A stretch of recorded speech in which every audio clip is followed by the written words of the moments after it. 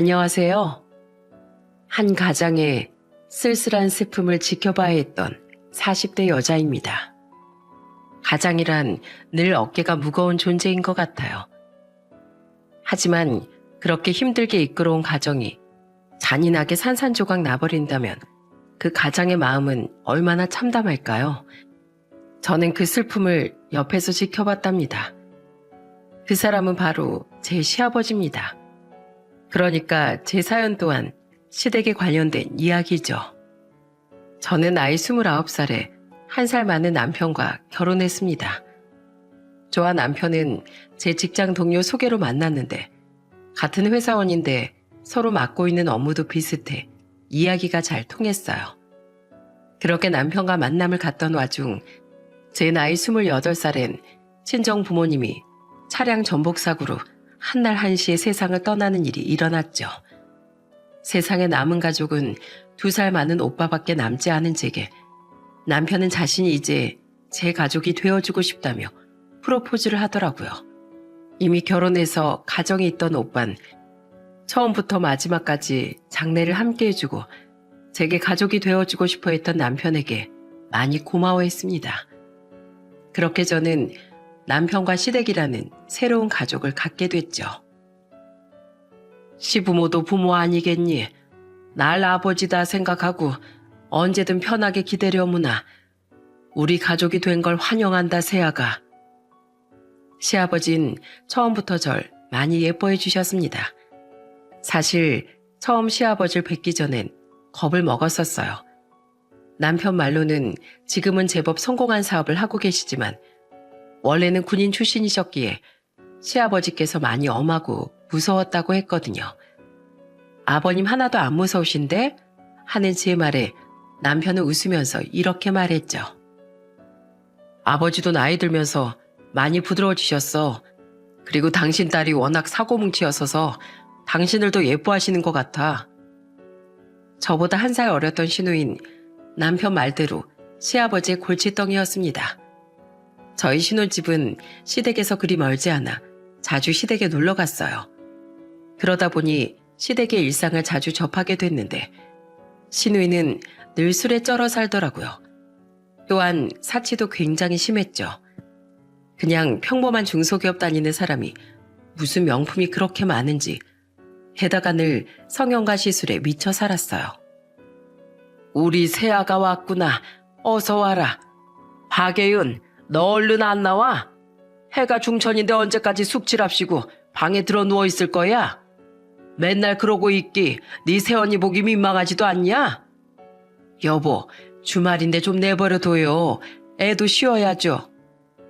제가 언제 주말 평일 가리면서 놀고 다녔어? 허구한 날 과음에 외박에 숙취 때문에 회사 못 나간 게 벌써 몇 번이야. 근데 당신 목에 그게 뭐야? 못 보던 목걸이인데 새로 산 거야? 아, 이거? 예은이랑 백화점 갔다가 예뻐서 하나씩 샀어요. 별로 비싼 것도 아니고요. 딱 봐도 다이아가 떡하니 박혀있는데 비싼 게 아니라고? 에휴, 사업으로 열심히 돈 벌면 뭐하나. 다 마누라랑 딸 자식 사치 비용으로 나가는데. 새언니 왔어요? 두통이야. 시끄러워서 잠을 잘 수가 없네. 아빠, 좀 예쁘면 목걸이든 옷이든 살 수도 있지. 평생 아빠 옆에서 고생하면서 산 엄마한테 짜게 굴고 싶으세요? 에휴, 내 편 들어주는 건 역시 우리 딸밖에 없구나. 지 애비한테 말하는 본새 좀 봐라. 모녀가 어쩜 저렇게 똑같을까? 그리고 그런 시누인 시모와 환상의 짝꿍이었습니다. 제가 결혼할 당시 52세로 매우 젊었던 시모 또한 시누이처럼 비싸 보이는 것들을 몸에 주렁주렁 달고 다녔어요. 정작 돈을 벌던 시아버진 늘 수수하셨는데 말이죠. 시누이와 시모는 늘 서로를 편들어 주었죠. 시모가 시아버지 눈치를 보면서도 시누이에게 용돈 퍼주고 몰래 시아버지 카드를 빌려주니 시누인 시모를 등에 업고 늘 사치를 일삼았던 거예요. 집안의 2 여자가 그렇게 골치니 시아버지 날이 갈수록 저를 더 예뻐해 주시더라고요. 그럴수록 시모와 시누인 괜히 절 못마땅해 했죠. 저는 결혼한 지 3년 뒤 아들을 낳았습니다. 집안의 첫 손주가 태어났다며 저와 남편 다음으로 가장 좋아한 사람은 바로 시아버지였어요.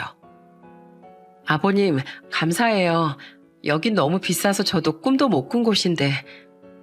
우리 귀한 며느리한테 내가 뭔들 아깝겠니? 이깟 고급 산후조리원뿐만 아니라 네가 원한다면 뭐든 다 해주마. 이 작은 몸으로 애 낳느라 고생 많았다. 고맙다 우리 며느리. 말은 손주 낳아줘서 고맙다고 하셨지만 제가 출산했을 때 태어난 아기보다 저를 먼저 보러 달려오신 분이 바로 시아버지였습니다. 아이가 어떤지 묻지도 않고 우리 며느리 괜찮나요? 아가 나 알아보겠냐? 하며 제 손을 잡고 우시는데 돌아가신 친정아빠가 생각나 저도 눈물이 마구 흐르더라고요.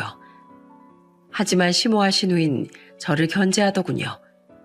시아버지께서 축하 선물로 제게 현금 500을 주고 각종 제 영양제와 손주 유모차, 침대 등을 명품으로 사줬다는 이유로 말입니다. 여보, 너무 어멈한테만 퍼주는 거 아니에요? 왜 어멈만 예뻐해요? 맞아요, 아빠. 저랑 엄마한테 맨날 명품 산다고 뭐라고 하시더니 저 서운해요. 당신 손주 낳아준 어멈한테 그게 그렇게 아까워? 넌 네 조카한테 좋은 유모차, 장난감 같은 것들 사준 게 그렇게 서운했냐? 사람이 심볼 곱게 써야지 어쩜 그렇게 자기밖에 몰라? 저야말로 너무 서운하네, 어머니. 제 아들 태어났을 때 어머니가 손주 태어났다고 해주신 게 뭐가 있어요? 10,000원짜리 싸구려 옷 한 벌을 사주신 적 없으시고 제 아내한테 수고했다는 말 한마디 해주신 적 없잖아요. 저야말로 어디서 주워온 자식인가요? 넌 맨날 네 아버지가 편들어주잖아. 허구한 날 네 아버지랑 편먹고 나랑 예은이한테 뭐라고 해야 되는데 내가 굳이 네 편을 들어줘야겠니? 내가 가만히 있어도 네 아버지가 이것저것 다 해다 바치는데 왜 나까지 거들어야 해? 남편이 대신 화내주는 와중에 제가 뭐라고 끼어들 입장은 아니었지만 참 치사하다 싶더라고요. 자기들 명품 사는데 몇 배씩 턱턱 쓰는 건 되면서 어린 손주이자 조카에게 시아버지가 선물하는 건 못마땅해 하는 그 심보가 말이죠. 시누이도 시누이지만 자기 손주에게 시모가 참 너무하다 싶더라고요. 시누이는 치하며 방으로 들어가 버렸습니다. 시아버진 저거 시집은 가겠냐 이러시며 혀를 끌끌 차셨어요. 그런 시누이가 제가 아들을 낳은 지 4년 뒤 피부과 의사와 결혼한다고 했을 때 가족들은 모두 놀라움을 금치 못했죠. 하지만 시누인 결혼한 지 고작 반년 만에 이혼을 당했습니다. 알고 보니 시누인 툭 하면 남자들과 술 마시러 다니다 시매부에게 덜미를 잡혔다고 하더군요. 게다가 시매부의 월급을 전부 자기가 관리하겠다고 떼쓰던 시누이는 반년간 돈을 모으긴커녕 오히려 카드 대출까지 받아 썼다더군요. 모두 술값과 사치 비용에 써버린 거죠. 이놈의 기집애, 넌 대체 언제 철들래? 어? 돈도 돈이지만 어디 유부녀 갈 짓이 없어서 그딴 짓을 해? 시아버진 비 오는 날 먼지 나도록 시누이를 두들겨 패셨습니다. 시모는 그 와중에도 시누이를 감싸더라고요. 그날 시댁에서 나오는데 남편 또한 시누이를 경멸스러운 눈으로 쏘아보며 정신 좀 차리라고 일침했죠. 빈털터리가 된 시누인 또다시 시댁에 얹혀 살게 됐어요. 그리고 정과 달리 시누인 시아버지 눈치를 보며 숨죽여 살더군요. 시아버지가 또 술 처먹고 다니면 당장 집에서 쫓아내겠다고 엄포를 놓으셨거든요. 게다가 앞으로 시누에게 한 푼이라도 주면 시모도 쫓아내겠다고 못을 박았고 혹시 몰래 시누에게 빌려줄까봐 시모에게 준 자신의 신용카드도 뺏었다고 했죠. 하는 수 없이 시누인 편의점 아르바이트를 다니며 근근히 자기 용돈을 충당하더라고요. 시댁엔 이처럼 크고 작은 소란이 끊이지 않았어요. 하지만 시댁 일을 제외하면 저희 가정은 평화로웠습니다. 아들도 건강하게 자라주고 있고 남편도 저도 평탄한 회사 생활을 하며 화목한 가정을 이뤄나갔으니까요. 하지만 저희 아들이 6살이 되던 해 불행은 예고 없이 저희 집을 덮쳤습니다. 여보, 내 다리가 이상해. 다리가 안 움직여. 차를 끌고 퇴근하던 남편은 졸음운전을 한 덤프트럭 기사에 의해 큰 교통사고를 당했습니다. 그 결과 덤프트럭 기사는 돌아오지 못할 강을 건넜고 남편은 하반신 마비라는 재앙을 맞이하고 말았죠. 사망한 기사의 유가족은 우리에게 대신 사과를 하고 위로금을 건넸지만 그깟 돈으로 한순간에 장애를 얻은 남편 마음을 위로할 수는 없었어요. 경호야, 이게 무슨 일이냐. 평생 다리를 못 쓴다니. 시아버진 망연자실한 채 울기만 하던 남편을 부여잡고 오열하셨습니다. 평소 남편에겐 비교적 무관심했던 시모도 시누이도 충격을 받았는지 참담함을 감추지 못했죠. 저는 우는 남편을 보고 함께 울던 아들을 끌어안고 흐느꼈어요. 남편이 너무 불쌍해서요. 하지만 그 뒤 남편이 병원에 있을 동안 몇 번이라도 왔던 시모와 달리 시누인 코빼기도 비추지 않더라고요.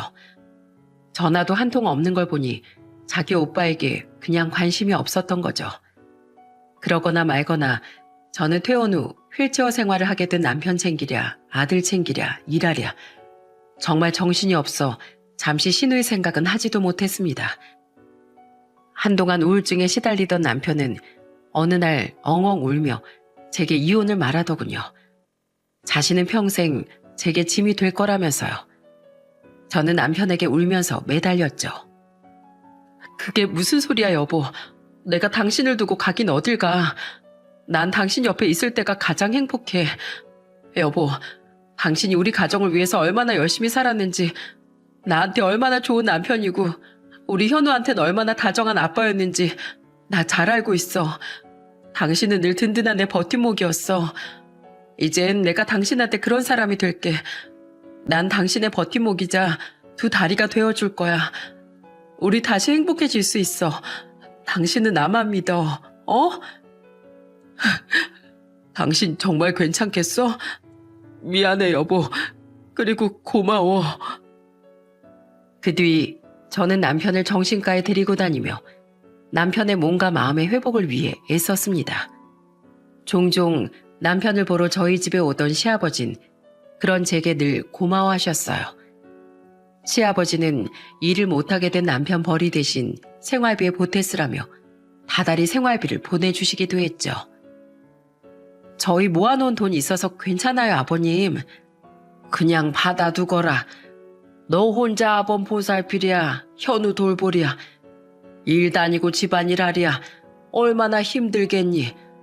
가사 도우미 불러준데도 싫다고 하니 내가 줄 것이 이것밖에 없구나. 내가 되도록 자주 와서 도와주마. 늘 미안하고 고맙다. 반면 시모는 아들이 그렇게 됐는데도 몇 번 찾아오지도 않더군요. 제게 고맙다는 말도 한 번 없고 심지어 저희 친정오빠 세언니보다도 훨씬 얼굴을 드문드문 비쳤죠. 시누이야 뭐 한 번도 오지 않은 건 말할 것도 없었고요. 그렇다고 누구한테든 서운하다고 항의할 힘도 없어 저는 남편이 조금씩 정신적 건강을 회복해 나가는 데만 온 힘을 쏟으며 살았습니다. 그런데 남편이 사고가 난 지 1년이 얼마 지나지 않아 시댁엔 또다시 불행이 닥쳐왔어요. 어머마, 내가 중요하게 할 말이 있으니까 주말에 아범이랑 같이 우리 집으로 좀 오려무나. 시아버지께서 부르시기에 저는 남편과 아들을 데리고 오랜만에 시댁으로 갔습니다. 오랜만이라는 제 말에 시누이는 멋쩍은 표정을 지으며 제가 좀 바빠서 오빠를 보러 못 갔네요 하고 괜히 변명하더라고요. 그리고 모두가 모인 자리에서 시아버진 충격 발언을 하셨죠. 내가 위암이라는구나. 몇 기인진 수술해봐야 정확하게 판정할 수 있겠지만 아마 꽤 진행이 됐을 거라고 했어. 위암 판정을 받은 시아버진 급하게 수술 후 최종적으로 위암 3기 판정을 받으셨습니다. 그 후론 하시던 사업을 정리하고 입원과 퇴원을 반복하며 항암 치료를 진행하셨어요. 그때 의외였던 건 시모와 시누이의 태도였죠. 미안해 여보. 당신이 나 때문에 너무 고생이로구만. 미안하기 뭐가 미안해요. 내 남편인데 당연히 내가 간병해야죠. 여보, 아무 걱정 말고 무조건 나을 생각만 해요.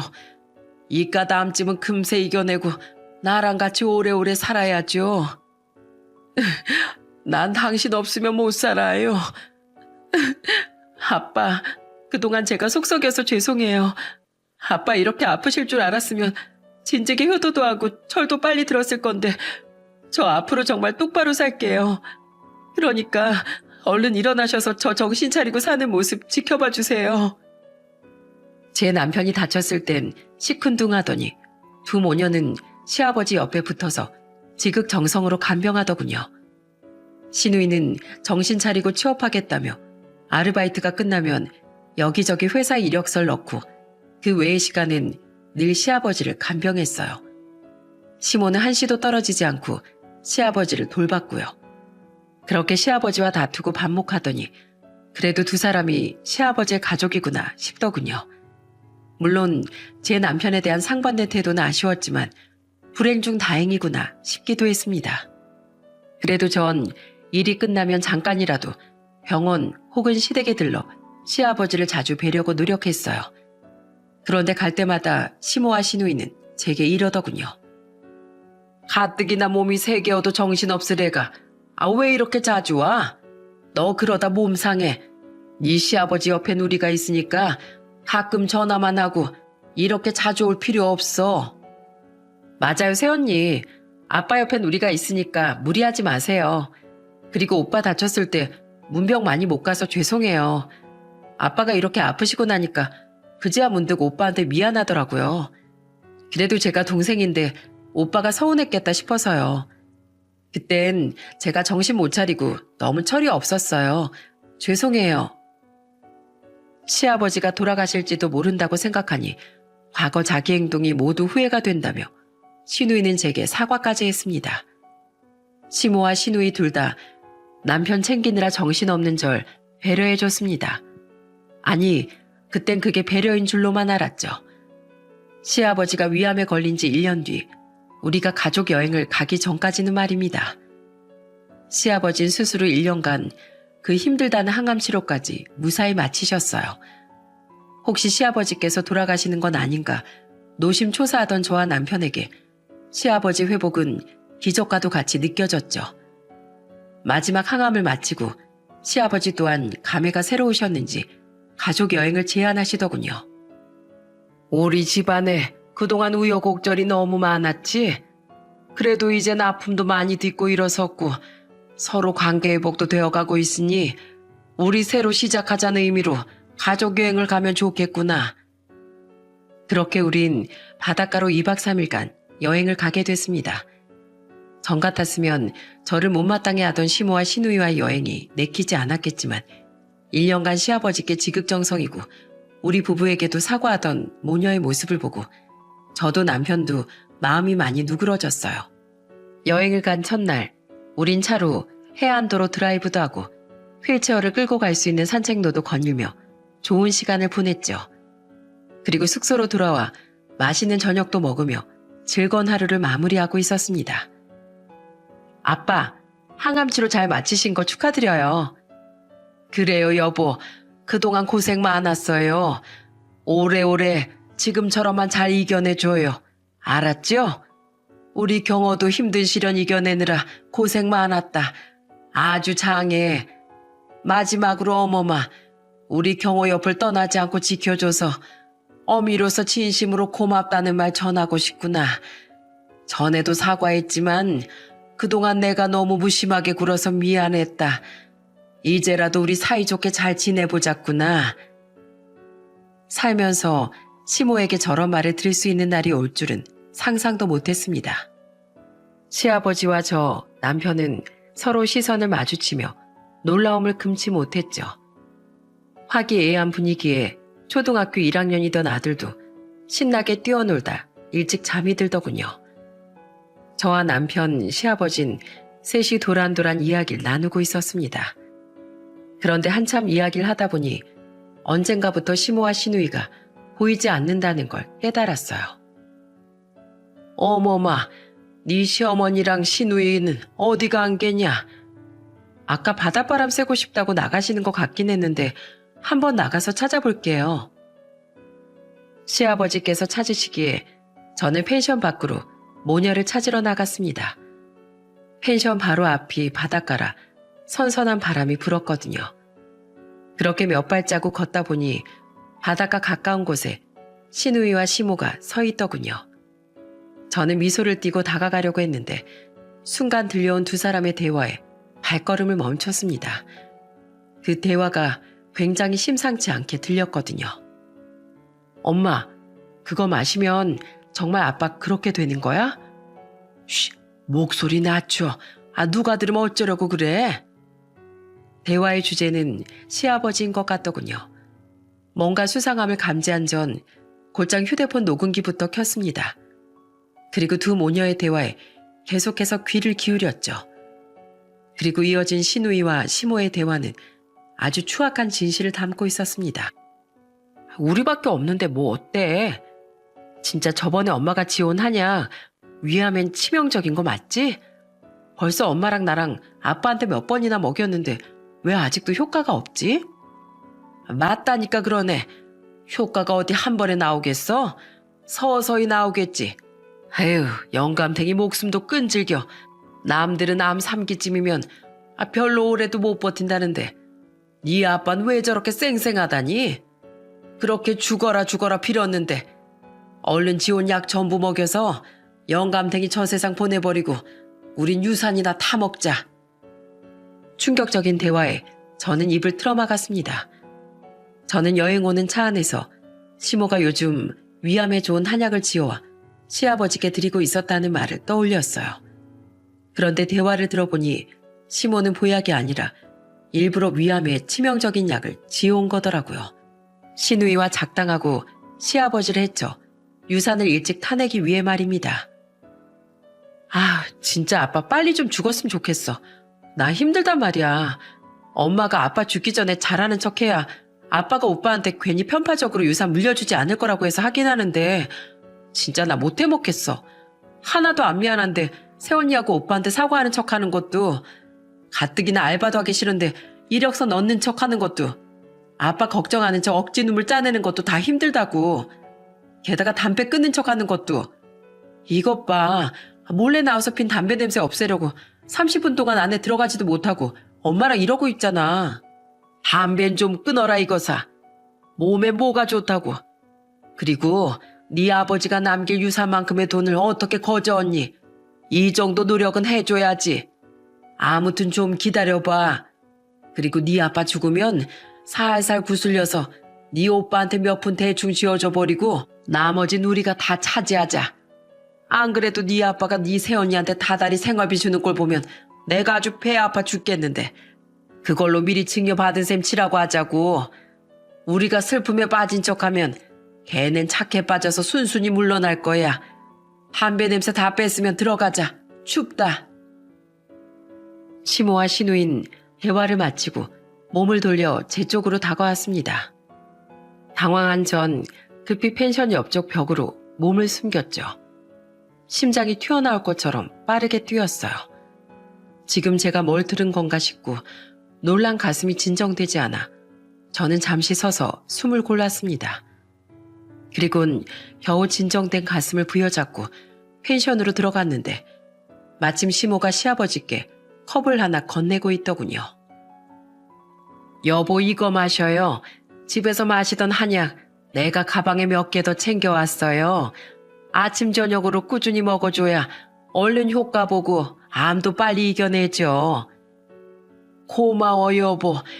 역시 내 생각 제일 해주는 건 마누라밖에 없구먼. 그건 바로 시모와 시누이가 작당하고 지어온 한약이었어요. 저는 얼른 다가가 시모 손에 들린 그 컵을 손으로 쳐버렸습니다. 아버님, 이거 드시면 절대 안 돼요. 아니 어멈너, 뭐하는 짓이냐, 어? 시모는 당황한 목소리로 제게 물었어요. 시아버지와 남편 그리고 시누인 저를 황당한 눈빛으로 바라보고 있었죠. 저는 화가 난 표정으로 조금 전 녹음한 시누이와 시모의 대화를 모두에게 들려줬습니다. 녹음을 들으며 시모와 시누이의 얼굴은 사색이 되어가더군요. 반면 남편과 시아버지의 눈은 경악으로 점점 커다래졌죠. 들으셨죠? 방금 제가 바닷가에 어머님이랑 아가씨 찾으러 나갔다가 녹음한 거예요. 그 한약 어머님이 아버님 해치려고 작정하고 지어온 거라고요. 그동안 변한 척 두 사람이 아버님하고 우리한테 잘했던 것도 다 아버님 유산을 노리고 그런 거예요. 그런데 아버님이 생각보다 건강하시니까 이런 끔찍한 짓까지 계획한 거라고요. 당신 미쳤어? 어떻게 사람이, 그것도 아내가 남편한테 이런 짓을 해? 아니, 얘 어머마, 넌 대체 나한테 무슨 억하심정이 있어서 이러는 거니? 억하심정은 어머님이 아버님한테 있는 거겠죠. 아버님이 일평생 가족을 위해 얼마나 열심히 사셨는데 어떻게 어머님이 이렇게 끔찍한 짓을 저지를 수 있어요? 아가씨도 마찬가지예요. 그렇게 속을 썩였어도 끝까지 자식이라고 품고 산 아버님이에요. 아버님 아프시고 아가씨가 드디어 사람 됐다고 아버님이 얼마나 좋아하셨는데 어머님도 아가씨도 둘 다 정말 천벌받을 거예요. 저는 분한 마음에 눈물까지 흘리며 악을 썼습니다. 시아버지가 너무 불쌍해서요. 시아버진 거실에 있던 시모의 가방을 뒤져 비닐봉지에 담긴 한약들을 꺼내셨습니다. 그리곤 시모와 시누이와 한시도 같은 공간에 있고 싶지 않다며 저와 남편에게 저희 집으로 가자고 소리치셨죠. 저는 자는 아이를 깨웠고 우리 네 사람은 곧장 저희 집으로 향했어요. 그리고 집으로 오자마자 시아버진 아주 구슬픈 소리를 내며 흐느끼기 시작하셨습니다. 평생 가족을 위해 헌신한 대가가 이거란 말이냐. 내가 너무 억울하고 분통해서 참을 수가 없다. 아버님, 앞으로는 제가 아버님 지켜드릴게요. 아버님한테는 아직 저랑 현우 아빠가 있잖아요. 아버지, 제가 비록 몸은 불편하지만 어떻게든 아버지께 힘이 되어드릴게요. 그러니까 울지 마세요. 밤에 다시 재워놓은 아들이 깰까봐 우리 세 사람은 소리도 크게 내지 못하고 서로를 부둥켜 안은 채 울었습니다. 시아버지와 남편은 큰 충격을 받은 탓이었고 저는 시아버지가 너무 안쓰러워서였죠. 그리고 다음날 저는 업체를 알아봐서 한약의 성분 검사를 의뢰했습니다. 시아버지를 모시고 병원도 다녀왔는데 다행히 시아버지의 몸엔 큰 이상이 없더라고요. 내가 아직 그 약을 몇 번 안 먹었으니 망정이지. 어멈니가 그 대화를 못 들었으면 어떻게 됐을지. 아휴, 상상만 해도 아찔하구나. 못된 것들, 내가 절대 가만두지 않을 거야.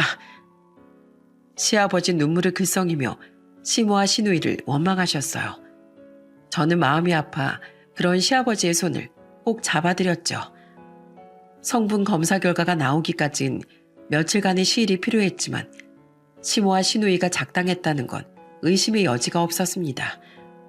왜냐하면 시아버지를 모시고 집으로 돌아오자마자 이제 막 서울로 올라왔는지 시모와 시누이가 찾아와 싹싹 빌기 시작했거든요. 여보, 왜 내 전화를 안 받아?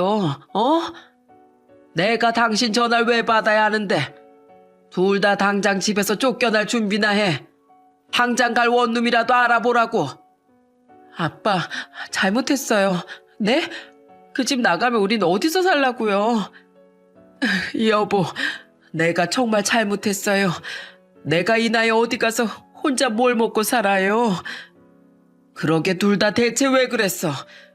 내가 가정을 위해 얼마나 헌신했는지 알면서 어떻게 날 죽이려고 할 수가 있냐고. 시아버지 눈물을 내비치며 따져 물었습니다. 그리고 시모 입에선 변명이 줄줄 흘러나오기 시작했어요. 난 오랜 세월 당신이 미웠어요. 내가 경호 8살 때 당신 어머니 돌아가시기 전까지 같이 살면서 얼마나 시집살이를 당했는데요. 거기다가 잘 나가던 회사 때려치우고 갑자기 사업 시작한다고 날 또 얼마나 고생시켰어요. 지금이야 잘 됐다지만 그때 내가 진짜 얼마나 가난에 시달렸는데요. 고작 그것 때문에 내가 미웠다고? 내가 나 혼자 살려고 그랬어? 가족들이랑 다 같이 잘 살려고 그런 거지. 우리 어머니가 당신 시집살이 시킨 거, 사업 초반에 당신 고생시킨 거 다 미안해서 나 당신이 그렇게 사칠해도 웬만하면 눈 감아줬어. 정말 마음에 안 들었지만 그렇게라도 당신한테 미안한 마음 갚으려고. 비록 말은 투덜댔어도 봐줬다고. 그런데 고작 그것 때문에 나한테 이랬단 말이야? 누가 그렇대요? 거기다가 당신 경호 중일 땐 바람 피우고 나한테 손찌검까지 했잖아요. 그 일이 여태 나한테 얼마나 상처로 남았는지 알아요? 게다가 최근엔 경호만 감싸고 예은인 구박만 하고 나한테서 카드도 뺏어가고 우리가 돈 때문에 당신 눈치를 얼마나 봤는데요. 점점 참기 힘들어갈 쯤에 당신이 죽을 병 걸렸대서 저 인간이 드디어 천벌을 받는구나 싶어서 옳다구나 했는데 당신이 너무 오래 살잖아요. 가뜩이나 돈도 없는데 짜증나게. 그래서 그랬어요. 당신이랑 사는 세월 내내 나 정말 힘들어서 그 보상이나 받고 싶었다고요. 나랑 사는 게 힘들었으면 진즉 헤어지지 그랬어. 당신도 돈 때문에 늘 내 눈치 보면서 같이 살았던 거잖아. 그리고 내가 바람 피운 거 아니라고 몇 번을 말해. 내 회사 여직원 남편이 의처증에 걸려서 괜히 날 상간남으로 몰고 소송까지 건 거라고. 내가 무고죄 모욕죄로 소송까지 걸어서 이겼는데 왜 아직도 그 소리야? 그리고 손찌검? 당신이 내 말 끝까지 못 믿고 맞바람 피워서 그것 때문에 내가 화나서 당신 뺨한테 쳤다. 그거 가지고 이러는 거야 지금? 어떻게 그렇다고 남편을 죽이려고 들어? 진실이 뭐였는지 당신하고 그 여자만 알겠죠 뭐. 난 못 믿어요. 나도 그때 한번 당신 용서했잖아요. 그러니까 당신도 나 이번만 용서해줘요. 예? 아니, 그때 그 일은 내가 당신 맞바람 피운답시고 다른 남자 만났을 때 용서했던 걸로 끝이야. 난 잘못한 게 없으니까. 그리고 지금까지 내 미안함은 내 어머니랑 사업 때문에 당신한테 힘든 시절 겪게 했던 거에 대한 거였고, 근데 이젠 다 끝이야. 당신은 선을 넘었어. 그리고 예은이 너 어릴 때부터 술 먹고 그렇게 방황하고 다녔어도 난 널 끝까지 자식이라고 포기 안 했다. 네가 보내달라던 유학도 보내줬고 어떻게든 널 사람 만들려고 목이 터져라 잔소리를 해댔어. 근데 그 결과가 고작 이거로구나. 난 너희 두 모녀 절대 용서 못하니까 둘 다 이 집에서 나가. 아빠, 전 엄마가 시키는 대로 한 거예요. 진짜예요. 신우이는 어떻게든 시모에게 잘못을 뒤집어 씌우고 빠져나가려고 했습니다. 저는 과거 사정을 모르니 남편에게 슬쩍 물었는데 남편은 시모 혼자 시아버지가 바람 피운 거라고 오해하고 있는 게 맞다더군요. 게다가 시모가 복수심으로 바람을 피웠다는 이야긴 자신도 지금 처음 들은 거라고 했죠. 아마 시아버진 자식들이 충격받을까봐 그 일을 오래도록 혼자 삭히셨던 것 같았어요. 시아버지에게 씨알도 먹히지 않자 시모와 시누인 이제 남편과 제게 와서 애원하기 시작하더군요. 경호야, 네 아버지 좀 설득해봐라. 넌 이 애미가 불쌍하지도 않니? 새언니, 우리 아빠가 새언니 엄청 좋아하잖아요. 저 진짜 빈털털이에요. 제발 아빠 좀 설득해주세요. 하지만 저와 남편은 이미 두 모녀에게 오만정이 떨어진 뒤였어요. 우린 각각 시모와 신우에게 냉정하게 말한 뒤 시아버지를 도와 그들을 집 밖으로 쫓아냈죠. 제가 어머니 아들이긴 했었나요? 제가 이 꼴이 됐을 때 어머니 절 몇 번이나 찾아오셨어요. 그래도 전 어떻게든 어머니 원망하지 않으려고 노력했어요. 그런데 이 지경이 된 아들 보살펴주는 며느리한테 아버지가 생활비 챙겨주는 게 그렇게 배 아프셨어요? 제가 아버지 유산 더 많이 받아갈까봐 그렇게 노심초사하셨어요? 어머니 말대로 전 정말 착한 아들이고 싶었는데요. 이젠 아니에요. 아버지한테 그런 끔찍한 짓을 하려던 어머니를 전 더 이상 가족으로 생각 못하겠네요. 어머니 딸도 마찬가지고요. 이만 돌아가세요. 제 남편 말 들었죠, 아가씨? 저는 사람이 아닌 사람은 더는 말로 상정도 하고 싶지 않네요. 부모를 헤아려는 자식이 자식인가요? 남보다 못한 원수지. 아버님이 베푼 사랑, 원수로 갚은 아가씨랑 어머님은 아버님 가족으로 남을 자격도 없어요. 방에 있는 우리 아들 듣는 데서 더 개망신 당하기 전에 얼른 나가세요. 그렇게 쫓겨난 뒤에도 시모와 시누인 몇 번이나 집 앞에 찾아와 빌었습니다. 제가 회사에 간 사이 찾아온 모녀를 시아버지와 남편이 경찰을 불러 몇 번이나 쫓아냈죠. 그리고 얼마 뒤 나온 검사 결과지엔 예상대로 위암엔 상극인 성분들이 검출됐더군요. 이미 그동안 눈물을 흘릴 대로 흘린 시아버진 그저 눈을 질끈 감으셨어요. 저와 남편은 그런 시아버지의 손을 꽉 잡아드렸죠. 그리고 시아버진 결과지를 증거로 시모와 시누이를 정말 고소해버리셨습니다. 고소장을 받은 시모와 시누인 완전히 뒤집어져 저희 집 앞에서 엉엉 울고 난리도 아니었습니다. 아빠, 정말 이럴 거예요? 어떻게 부모가 자식을 고소해요? 제발 한 번만 봐주세요. 아휴, 여보, 제발 나 좀 봐줘요. 나 영옥이에요. 안영옥이라고요. 고집 세 보인다고 당신 반대하던 부모님 뿌리치고 나이 21살에 당신만 믿고 시집온 영옥이요. 시모의 감정 어린 호소에 결국 시아버진 또다시 흐느끼셨습니다. 그리고 현관문을 열고 시모에게 원망스러운 목소리로 말씀하셨어요. 그래, 안영호. 그렇게 순수하던 사람이 어떻게 이런 끔찍한 짓을 했어. 나도 당신 많이 좋아했어. 그래서 당신이 날 오해해서 바람 피우고 자꾸만 이상하게 변해가도 참았어. 내가 그동안 가족들을 위해서 얼마나 치열하게 살았는데 어떻게 너희들이 나한테 이럴 수 있단 말이야. 미안해요, 여보. 아빠, 죄송해요. 시아버지의 흐느낌에 저와 남편의 눈에도 눈물이 고였습니다. 그리고 시아버진 힘이 쭉 빠진 목소리로 이렇게 말하고는 문을 닫으셨죠. 돌아가. 고소 취할지 어떻게 할지 생각해 볼 테니 여기 더는 찾아오지 마. 그 뒤 시아버진 결국 고소를 취하하고 시모와 협의 이혼하는 걸로 그 일을 마무리 지으셨습니다. 어차피 아직 몸에 문제가 없어 시모와 시누일 교도소까지 보내지도 못할 거였고 무엇보다 마지막 시모의 애원이 시아버지의 마음을 많이 약하게 만들었던 모양이더군요. 말씀은 오지게 하셨어도 차마 평생 아끼며 살아온 아내와 딸을 벼랑 끝까지 몰지 못하셨던 거겠죠.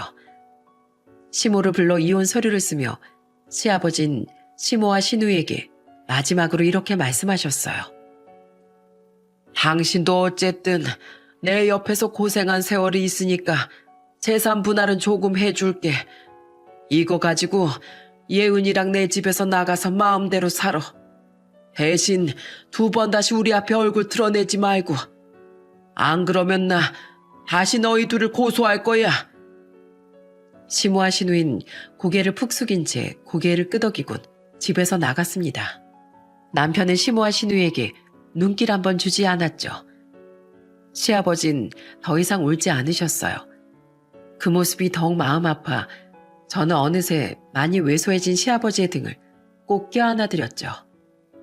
시모와 시누이가 나간 후 우리 가족은 시댁으로 들어갔습니다. 아픈 시아버지를 혼자 두기 싫어 남편과 상의 후 내린 합가 결정이었죠. 이후 4년이 지난 지금 우리 네 식구는 아주 평화로운 나날을 보내고 있답니다. 시아버지께선 감사하게도 암이 발병한 지 5년이 된 지금까지 잘 버텨주고 계세요. 위암 3기 5년 생존율이 30에서 60%라는데 정말 감사한 일이었죠. 아직 완치 판정은 못 받으셨지만 재발도 없고 의사 소견 또한 굉장히 긍정적인 상황이에요. 아버님, 저 퇴근했습니다. 여보, 나왔어. 어서 와라, 어머마. 내가 너 오는 시간 맞춰서 저녁 차려놨다. 현우 학교 숙제도 내가 다 봐줬어. 아유, 아버님, 아프신 분이 그냥 쉬시라니까 왜 자꾸 집안일 하세요. 현우 봐주시는 것만 해도 얼마나 감사한데요. 내가 완치가 안 돼서 그렇지. 지금은 꾸준히 검사만 받으면서 건강하게 잘 지내고 있는데 무슨 걱정이야? 오히려 너무 안 움직이면 건강에 더 안 좋아. 아범아, 일 안 끝났냐? 말이 시아버지를 모시는 거지. 사실 합가를 하며 오히려 저와 남편이 시아버지의 도움을 많이 받고 있습니다. 거동이 불편한 남편을 돌봐주시는 건 물론이고 초등학생인 저희 아들 공부도 봐주시고 집안일까지 다 도와주고 계시죠. 제발 하지 마시라고 부탁해도 쓸모없는 늙은이 취급하지 말라며 어찌나 고집을 부리시는지 모릅니다. 그런 시아버지께 너무 죄송해 저는 시아버지께 더더욱 잘하려고 노력하고 있답니다. 그리고 남편은 관련 자격증을 취득해 작년부터 집에서 프리랜서로 일을 하기 시작했어요. 예, 끝났어요, 아버지. 여보, 퇴근했어? 오늘도 고생 많았어. 당신도 수고했어. 얼른 밥 먹자. 일을 시작한 뒤 남편은 전과 확연히 비교되게 활기차졌습니다. 남편의 말로는 사회가 아직 자신을 쓸모있어 한다는 사실이 자존감을 올리는데 큰 기여를 했다고 하더군요.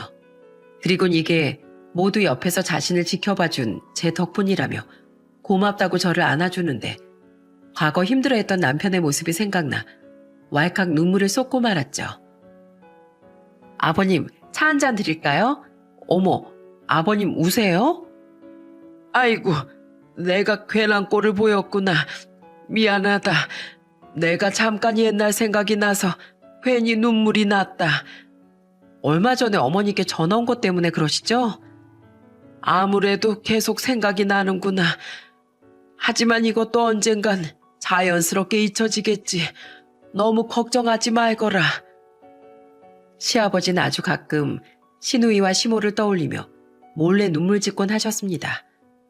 최근 시아버지 방에 들어갔다가 또 그런 모습을 보고 말았는데 그날 눈물엔 나름 이유가 있으셨어요. 얼마 전 남편의 휴대폰으로 시모가 전화를 걸었거든요. 시아버지와 이혼한 후 처음 걸려온 전화였는데 잠시 망설이던 남편은 전화를 받더군요. 나중에 말하길 그래도 부모인데 혹시 응급실이라던가 하는 급한 곳에서 걸려온 전화일까 싶어 무시하기 힘들었다고 해요. 하지만 전화를 받은 시모는 응급은커녕 술에 잔뜩 취해 있었죠. 역시 우리 아들은 내 전화를 받는구나. 술 드셨어요? 그래, 내가 외로워서 요즘 술이 없으면 잠을 못 잔다. 경호야, 건너 들어보니까 네 아버지 아직 건강하다며? 네 아버지 내 번호 차단한 거니? 동네 전화를 받질 않는구나. 경호야, 네가 네 아버지 설득해서 나 좀 다시 받아달라고 해다오. 요즘 나 혼자 낡은 전셋집 살면서 화장실 청소 일하고 있는데 사는 게 너무 외롭고 힘들구나. 예은이는 어쩌고요? 그 나쁜 것은 왜 남자한테 미쳐가지고 작년에 집 나간 뒤론 연락도 안 돼. 제주도로 간다고 했나 뭐라나. 그것이 그 전에 쇼핑몰 사업한다면서 내가 네 아버지한테 분할받은 재산을 야금야금 다 뜯어갔거든. 난 남은 가족이 이제 예은이 하나인지라 버림받기 싫어서 달라는 대로 줬었다. 설마 내가 그렇게까지 도와줬는데 날 버리려나 싶었어. 근데 쇼핑몰 싹 다 말아먹고 통장에 남은 내 돈도 훔쳐서 그놈한테 가버린 거야. 어떻게 그 기집애가 나한테 이럴 수가 있니? 경호야, 엄마 너무 힘들구나. 보고 싶어. 다시 돌아가서 네 아버지 간병도 하고 몸 불편한 너도 도우면서 살고 싶어. 술에 취해 목청이 얼마나 커졌는지 옆에 있던 저에게도 그 소리가 다 들리더군요. 참 마지막까지 뻔뻔하다 싶었죠. 남편은 한숨을 쉬더니 이렇게 말하곤 시모의 전화를 끊어버렸습니다. 그리곤 또 이런 연락이 올 것 같다며 드디어 시모의 번호를 차단해버렸죠. 어머니도 예은이랑 같이 두 사람한테 잘해줬던 아버지를 배신하셨잖아요. 왜 아버진 되고 어머님 배신당하면 안 되는 거죠? 저랑 아버지가 어머니를 용서할 일은 없을 것 같네요. 어머니는 아버지 몸엔 해를 끼치지 못하셨지만 그 일로 결국 아버지 마음을 산산조각 내신 거예요. 어머니는 아버지 마음을 죽인 거라고요. 이만 끊을게요. 얼마나 외롭게 사시는진 제 알 바 아니니까 앞으로 평생 아버지께 속죄하면서 사세요.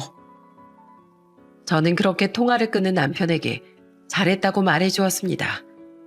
그런데 방문이 살짝 열려 있었는지 문 밖에서 시아버지가 그 내용을 전부 들으셨더군요. 시아버지를 보고 깜짝 놀란 우리에게 시아버진 이렇게 말씀하셨죠. 세상에 인과응보라는 게 있긴 있나 보다. 번호 차단한 건 잘했다. 난 죽을 때까지 네 엄마 볼 생각 없다. 쫄딱 망해서 살고 있으면 그게 네 엄마 업보인 게지. 예은이 그것도 언젠간 죗값을 치르고 후회하게 될 날이 올 게다. 그게 세상의 이치야. 마음의 상처가 너무 깊었던 시아버진 영영 두 사람을 보고 싶지 않아 하셨습니다. 시아버지의 깊은 상심이 느껴져 그 주 주말 저는 시아버지와 남편, 아들을 모두 데리고 바람을 쐬러 근교를 다녀오기도 했죠. 어떻게든 시아버지의 기분을 나아지게 만들고 싶어서요. 그날 시아버진 제게 이렇게 말씀하셨어요. 우리 집안의 가장은 너로구나 어머마. 늘 집안을 지키고 이끌어줘서 진심으로 고맙다. 나도 늘 고마워 여보. 우리 집을 지탱하고 있는 사람은 당신이야. 당신 아니었으면 나도 아버지도 진작에 마음이 다 무너졌을지도 몰라. 저도 감사합니다 엄마. 우리 현우는 뭐가 감사한데? 제 엄마로 태어나 주셔서요. 그리고 마지막엔 올해로 12살 된 아들의 발랄한 감사 인사로 대화를 끝맺게 됐답니다. 그날 가족들의 웃음소리를 들으며 다시 한번 다짐했어요. 저는 앞으로도 지금까지와 같이 처음부터 친부모처럼 제게 잘해준 시아버지가 완치 판정을 받고 오래오래 사실 수 있도록 최선을 다해 시아버지를 모실 거라고요. 또한 늘 남편의 두 다리가 되어주고 아들에겐 든든한 후원자가 되어 이 집안의 중심을 잘 지켜나가겠다고 말입니다. 가족을 위해 늘 최선을 다했던 시아버지와 남편에게 가장의 자리를 이어받았으니 이젠 제가 그들을 지켜주며 살아갈 거예요. 시댁의 와해를 옆에서 지켜보며 가족이란 대체 무엇일까 하는 생각을 참 많이 해보았습니다. 서로 이해해 주려고 노력하며 곁을 지켜주고 의지할 수 있는 존재, 그 존재가 바로 가족이 아닐까요? 그런 의미에서 시모와 시누인, 시아버지의 진정한 가족이 될 자격이 없는 사람들이었다고 생각해요. 그들은 처음부터 시아버지를 이해해 보려는 노력도 없었고 시아버지를 지켜주려는 의지도 없었으니까요. 여러분은 지금 누군가의 진정한 가족이신가요? 그리고 곁에 있는 가족 또한 믿고 신뢰할 수 있나요? 부디 그러셨으면 좋겠습니다. 가끔 기사나 풍문을 통해서만 접하던 이런 막장 사연을 직접 제 일로 겪게 되니 이루 말할 수 없이 참담한 마음이 들더라고요. 부디 다른 분들께선 저희 시댁과 같은 서글픈 일을 겪지 않았으면 하는 마음을 사연에 가득 담아 보내봅니다. 구구절절 긴 제 사연 들어주셔서 진심으로 감사드립니다. 늘 가족과 행복하세요.